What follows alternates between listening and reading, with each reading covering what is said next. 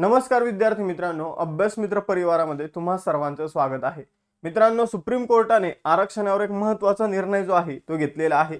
मग तो आपण या व्हिडिओच्या माध्यमातून समजून घेणार आहोत। जर तुम्हाला व्हिडिओ आवडला तर व्हिडिओला लाईक करा आणि चॅनलला सबस्क्राइब करायला विसरू नका।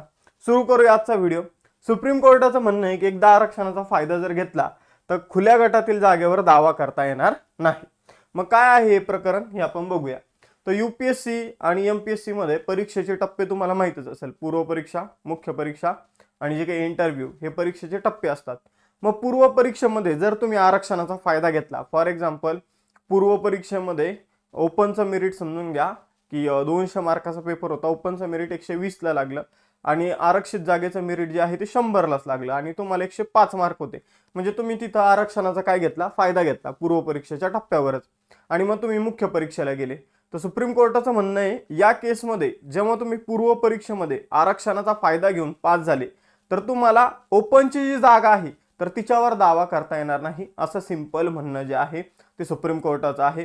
यापूर्वी कर्नाटकच्या कोर्टामध्ये हा खटला गेला होता आणि कर्नाटक कोर्टाने असा निकाल दिला होता की जरी तुम्ही आरक्षणाचा फायदा पहिल्या टप्प्यामध्ये घेतला असेल तरी पण तुम्ही काय करू शकता, जी ओपनची जागा आहे तिच्यावर दावा करू शकता। पण हे सगळ्या गोष्टीला काय केलेलं आहे, सुप्रीम कोर्टाने रद्दबातल ठरवलेलं आहे।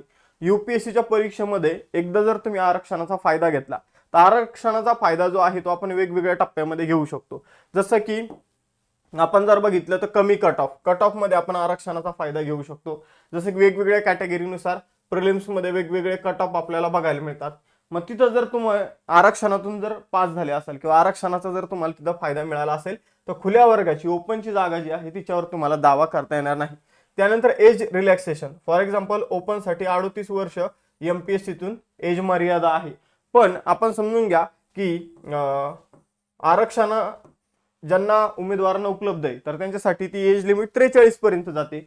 मग समजून घ्या एखाद्या उमेदवाराचं एज जे आहे ते 40 असेल आणि तो 40 वर्षाचा असताना समजून घ्या की परीक्षा देतोय तर त्यावेळी त्याला खुल्या जी जागा आहे, ओपनची जी जागा आहे तिच्यावर दावा करता येणार नाही।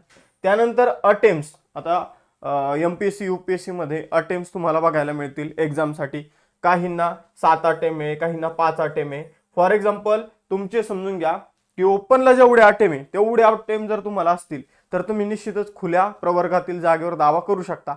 पण ओपनला जेवढे अटेम्प्ट आहे ते अटेम्प्ट संपल्यानंतर जे तुम्ही एक्स्ट्रा अटेम्प्ट यूज करत आहे आरक्षणाचा फायदा असल्यामुळं, तर ते जे अटेम्प्ट आहे तर ते अटेम्प्ट तुम्ही वापरल्यानंतर तुम्ही खुल्या प्रवर्गातील जागेवर दावा करू शकत नाही।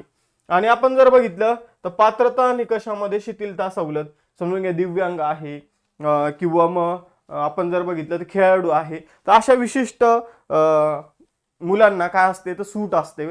आपण जर बघितलं तर परीक्षेमध्ये तर त्यांनी सुद्धा त्या सूट त्या गोष्टींचा जर ते फायदा घेत असेल तर त्यांना काही नाही करता येणार आहे, खुल्या प्रवर्गातील जागेवर दावा करता येणार नाहीये।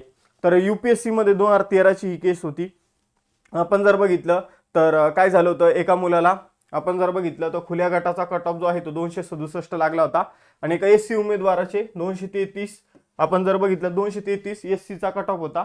मग एससी उमेदवाराला मार्क जो आहे ते 247 होते। मग आपण जर बघितलं तर त्याने एससीचा कट ऑफ तो पार केला, म्हणजे तो प्रिलिम मध्ये क्वालिफाय झाला।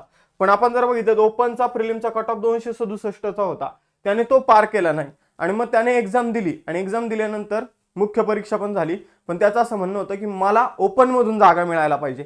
मग त्यावर सुप्रीम कोर्टाचे 2 न्यायाधीश आहे, आपण जर बघितलं तर न्यायमूर्ती जे माहेश्वरी आणि न्यायमूर्ती बिश्नोई, तर यांच्या पीठाने या खटल्यावर सुनावणी करत असं म्हटलेलं आहे की उमेदवाराने जर सुरुवातीच्या परीक्षेमध्ये आरक्षणाचा फायदा घेतला होता तर मग आता त्याला काय करता येणार नाही, तर जी काही खुल्या प्रवर्गाची जागा आहे तर तिचा फायदा घेता येणार नाही। तर सर्वोच्च न्यायालयाने म्हटलं की एखादा राखीव प्रवर्गातील उमेदवारानं आरक्षणाचा फायदा घेतला असेल तर त्याला खुल्या गटातील जागांवर त्याची नियुक्ती करता येणार नाही।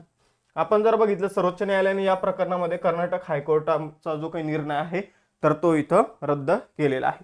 तर आय होप तुम्हाला क्लिअर झालं असेल की नेमकं आता ओपन म्हणजे नेमकं काय आहे। ओपन जो काही खुला प्रवर्ग आहे तर त्याचा फायदा ज्यांना आरक्षण आहे ते कशा प्रकारे घेऊ शकतात, कोणत्या केसेसमध्ये घेऊ शकतात।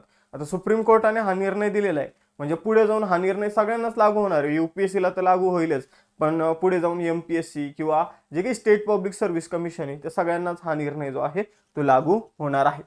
पण सुप्रीम कोर्टाचं हे सुद्धा म्हणणं आहे की समजून घ्या एखाद्या आयोगाने समजून घ्या असं सांगितलं की त्यांच्या आयोगाच्या रूल्समध्येच मेन्शन आहे की समजून घ्या की आरक्षणाचा फायदा घेऊन जरी प्रिलिम पास केली तरी पण त्याला ओपनची जागा मिळू शकते, असं त्यांच्या रूल बुकमध्ये जर त्यांनी मेन्शन केलं असेल एखाद्या आयोगाने, तर मग त्याला निश्चितच ओपनची जागा दिली जाऊ शकते. पण आता सुप्रीम कोर्टाचा निर्णय म्हटल्यानंतर कोणताही आयोग या गोष्टी सहसा मेन्शन करणार नाही. आय होप तुम्हाला क्लिअर गोष्टी झाल्या असतील. जर तुम्ही MPSCची तयारी करत असाल तर आपल्या कंबाईन राज्यसेवेसाठी फाउंडेशन बॅच 12 तारखेपासून सुरू होत आहे. 21,000 PYQची आपण बॅच सुरू केलेली आहे. या अभ्यास मित्राच्या नोट्स आहे. चालू घडामोडीचं इयर बुक जे आहे ते आता आपण नवीन आणलेलं आहे. 1200 वन लाईनर प्रश्न तुम्हाला यामध्ये बघायला मिळेल. त्याचबरोबर 1200 वन लाईनर प्रश्नांची आपण एक बॅच जी आहे ती सुरू केलेली आहे. तुम्हाला अभ्यास मित्र ॲप जे आहे ते डाउनलोड करायचे. यामध्ये सगळ्या बॅचेस आहे. डायरेक्ट पेमेंट नका करू. बाय नाऊवर तुम्ही क्लिक केलं की तुम्हाला इथं CJ लाईव्ह नावाचं कुपन कोड टाकायचं आणि अप्लाय करायचं, म्हणजे तुम्हाला फीमध्ये डिस्काउंट मिळणार आहे. त्याचबरोबर अशाच व्हिडिओसाठी टेलिग्राम चॅनल आणि शॉर्ट इम्पॉर्टंट रील्ससाठी इन्स्टाचं पेज फॉलो करायला विसरू नका. थांबूया आपण इथं, भेटूया नेक्स्ट सेशनमध्ये. चलो बाय बाय एव्हरीवन. जय हिंद.